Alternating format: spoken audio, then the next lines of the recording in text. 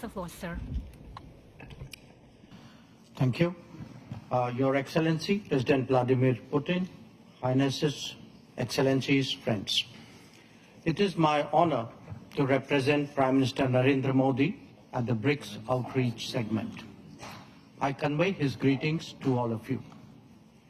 Let me join colleagues in thanking President Vladimir Putin for the excellent arrangements and the warm hospitality. Excellencies, we face the paradox that even as forces of change have advanced, some long-standing issues have only become more complex. On the one hand, there is the steady diversification of production and consumption. Nations that attained independence from colonialism have accelerated their development and socio-economic progress. New capabilities emerged, facilitating the harnessing of more talent. This economic, political, and cultural rebalancing has now reached a point where we can contemplate real multipolarity. The BRICS itself is a statement of how profoundly the old order is changing. At the same time, many inequities of the past also continue. In fact, they have assumed new forms and manifestations. We see that in the access to developmental resources and modern technology and efficiencies. Let us also recognize that the benefits of globalization have been very uneven. Adding to all that, the COVID pandemic and multiple conflicts have aggravated the burdens borne by the global South. Concerns of health, food, and fuel security are particularly acute. The Summit of the Future underlined that the world is in real danger of falling significantly behind in realizing SDG targets. How do we reconcile this contradiction and ensure that the benefits of change reach those who are currently left behind? How do we create a more equitable global order? First, by strengthening and expanding platforms of an independent nature, and by widening the choices in different domains and minimizing undue reliance on those that can be leveraged. This is really where BRICS can make a difference for the global South. Second, by reforming established institutions and mechanisms, especially the UN Security Council in the permanent and the non-permanent categories. So too, the multilateral development banks, whose working procedures are just as outdated as that of the UN. India initiated an effort during its G20 presidency, and we are glad to see that Brazil is taking it forward.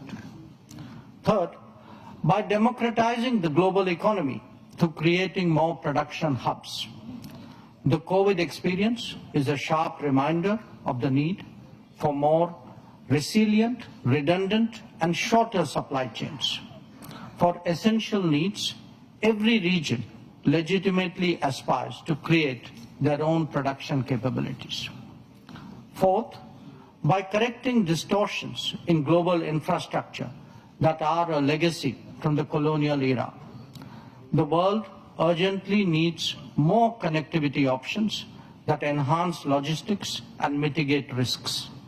This must be a collective endeavor for common good with utmost respect for territorial integrity and sovereignty. And fifth, by sharing experiences and new initiatives. India's digital public infrastructure, its unified payment interface, the Gati Shakti infrastructure all hold a larger relevance.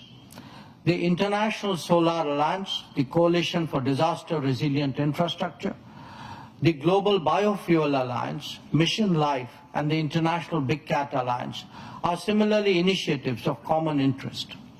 As a first responder, be it for natural calamities, health emergencies, or economic crisis, we seek to do our fair share. Excellencies, Addressing conflicts and tensions effectively is a particular need of the day. Prime Minister Modi has emphasized that this is not an era of war. Disputes and differences must be settled by dialogue and diplomacy. Agreements, once reached, must be scrupulously respected. International law should be adhered to without exception, and there should be zero tolerance for terrorism. Excellencies, the situation in the Middle East, West Asia for us, is an understandable concern. There is a widespread anxiety that the conflict would spread further in the region. Maritime trade has also been deeply affected. The human and material consequences of further escalation are truly serious. Any approach has to be fair and durable, leading to a two-state solution. Excellencies, we meet in difficult circumstances. The world must be prepared to think afresh on long-standing challenges. Our gathering is a message that we are indeed prepared to do so. I thank you for your attention. Большое спасибо. Индия демонстрирует.